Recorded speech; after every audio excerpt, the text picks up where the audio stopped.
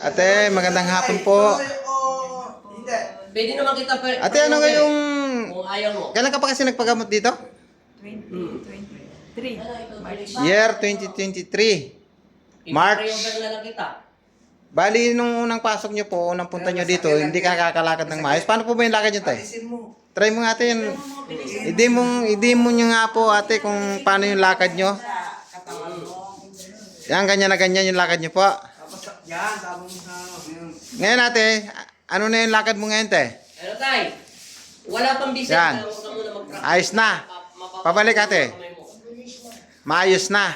Ang sakit nyo po, ate, ay dislocation hips, Parkinson, sciatica nerves po. Yun, sciatica nerves. Ngayon, ate, ayos na ang pakiramdam mo.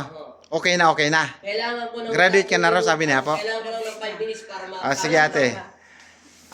Salamat po. Salamat din po kay Papa Jesus. Okay po. Magkano binayad niya sa therapy? Salamat po sa inyong lahat. Bali, ito ay naghanap ng kanyang kasagutan sa kanyang karamdaman sakit.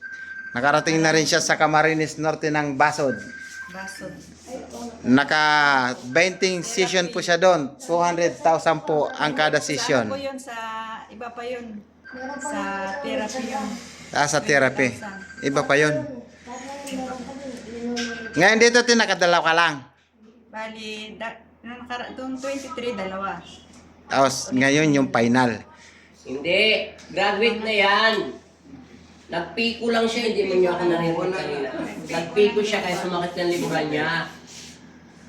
Graduate na siya. Hindi ko naman niya pababalikin kung alam kong pumalya. Graduate na siya.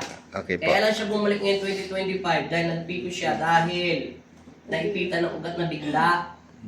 Oo. Kaya lumabrid siya ng 2 alignment. Ngayon siya bumalik dahil nakaramdam siya ng konting sakit.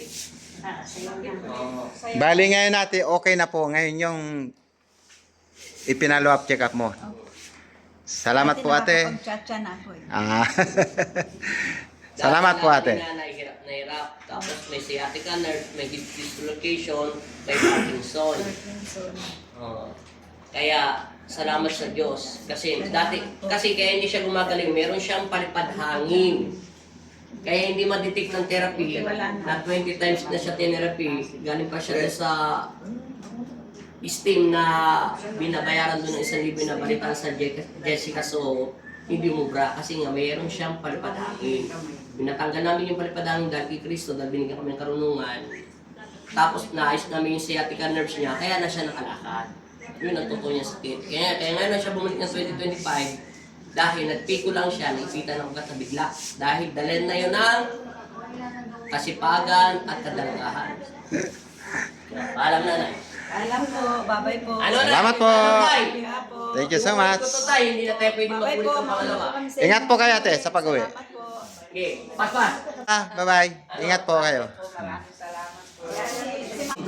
Maraming salamat po, Papa Jesus.